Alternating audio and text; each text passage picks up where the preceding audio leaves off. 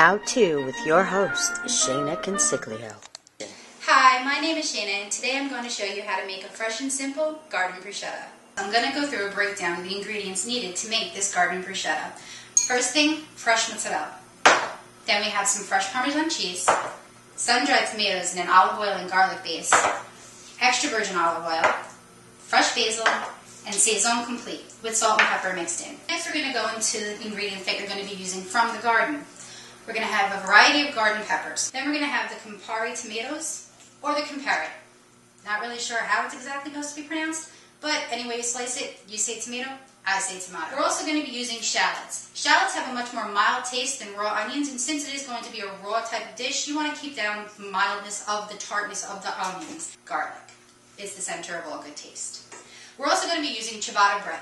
I happen to like the ciabatta bread a little bit better only because it tends to crisp up around the edges a little bit more and it soaks up some of the juice from the bruschetta. When cutting your shallot, you want to make sure to create a flat end so you have a smooth and safe base to work with. A quick peel and a rough chop. Drop and make sure you add your garlic. Drop inside your food processor. And it's really, this is the difficult part. Ready? Hit the button.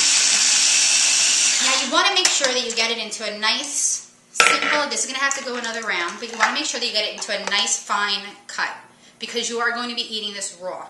And you want to make sure that it keeps moist. Being that you did chop it so small, you want to make sure that the shallot and the garlic don't dry out. So you add just a nice drizzle of EVOO. And if you're not familiar with that term, extra virgin olive oil. Mix once more, and then that part is done. Scoop out the shallot and garlic mixture with the olive oil. Next, you're going to use some of the saison complete with the salt and pepper mixed in. Eyeball it just to keep the garlic and onion flavored. Then all you're going to do is put saran wrap over it and put it to the side, and next we'll begin cutting up the vegetables. Now that I have all of my ingredients, I've already prepped and washed and de-seeded my peppers. You're going to take the pepper and you're just going to make easy, tiny slices. Something similar to that effect, and then just rice. Next is the wonderful tomato. Now, most people are unaware of the fact that bruschetta is actually, the total meaning is just bread with topping on it.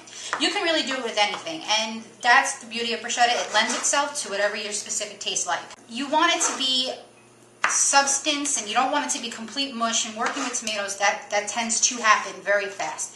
So you just want to keep them in little tiny form. Next is your sun-dried tomatoes. You're going to do the same thing you did with the peppers. You have your fresh mutts, which you can buy at an Italian deli or you can do in your local supermarket. This is just how much mozzarella you like on your bruschetta. And keep it in cubes like this. I'm going to start with my herbs and the rest of the dry ingredients. Take the basil, take the stems, place on top of one another, and then roll. Then take a good knife and just cut. Okay, so now you can see that beautiful bowl of color right there. And that's why I suggest using different colored peppers, only because it gives it more of a colorful flavor, which reminds you of summer. Now, the Parmesan cheese. Who doesn't love cheese? Okay, you just eyeball it. It depends on your taste. The more, the less, doesn't matter. Then fold the ingredients. You want to be careful because, like I said, you're dealing with tomatoes, and tomatoes can get very mushy very fast. Finish up with the saison complete and just sprinkle it in. Like, again, this is all according to taste. Once again, the beauty of bruschetta. The best part of cooking, you get to taste it to make sure it's exactly how you want it. Make sure you get a little bit of everything. Perfect. Then you just cover.